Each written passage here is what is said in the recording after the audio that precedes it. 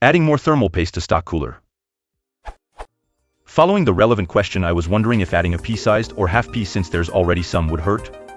As far as I'm aware, and have heard from various sources, thermal paste is one of the few things in this line of work where the more the merrier applies in full force, so long as no paste touches anything but the top of the CPU. CPU is i5-7600. Absolutely not. Thermal paste should be just enough to fill any gaps. A thicker than required layer of thermal paste reduces the efficiency of the paste. It is also not a good idea to mix different thermal pastes unless you know they are chemically compatible. Additives in one paste may break down additives in the other, producing compounds that may degrade the paste.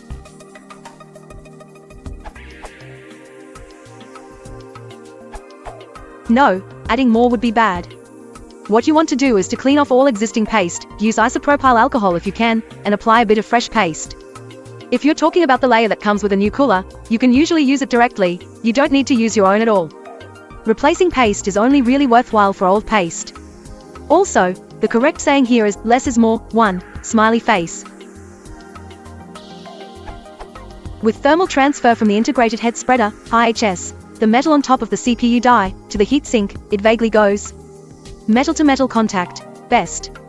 Metal paste metal contact, alright. Metal air metal contact, very poor. So your best case scenario is if you can maximize direct metal contact between the IHS and the heatsink. That means they should be as clean and smooth as possible, and a fair amount of pressure pushing them together. Now, if direct metal contact is best, why do we have paste?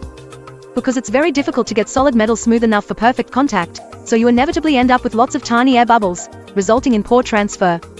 Adding paste fills up these little gaps, but adding too much paste, one will either form a thick layer and prevent direct contact, or will end up getting squished out the side.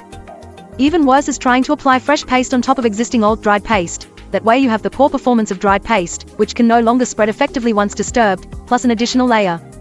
It's much better to just clean off the existing gunk first. 1. You'd want enough paste. There's a bit of leeway here, but you also don't want to go squeezing a whole tube in. Once you have enough, adding more won't help. Keep in mind that what looks like a tiny bit will actually spread out quite far once pressure is applied. You're squeezing a 3mm high blob into less than a tenth that height. Optimally, you'd have somewhere maybe a little bit over enough. For those interested, there's further discussion of specific application techniques and their relative effectiveness here. This URL.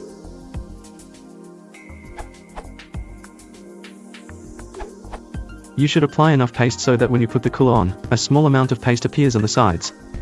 Putting less paste means you're still having air gaps which were not completely filled. Putting more means you're wasting paste, and if you apply too much it may spill on the board and you'll have to clean that.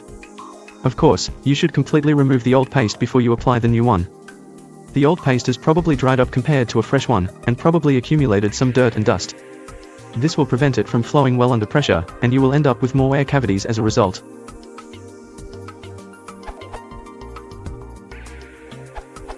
There's a reason heat sinks aren't made from enormous formed blobs of thermal compound.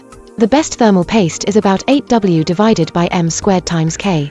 Even steel is about 6 times better at conducting heat, at 50W divided by m squared times K. Aluminum is 205. They're not even close. Use the least amount of paste you can to fill the air gaps, air being 0.024W divided by m squared times K. You can actually skip thermal compound entirely if you lap the heatsink and CPU to a mirror polish. High-end overclockers do this occasionally.